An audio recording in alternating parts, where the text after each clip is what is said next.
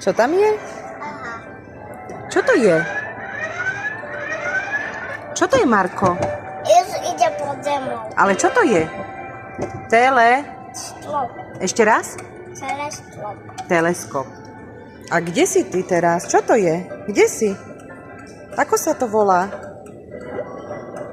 Marko, ako sa toto volá, kde si? Ponorka. Páči sa ti ponorka? Áno. Ide pod vodou. Ako ideš pod vodou? Ukáž.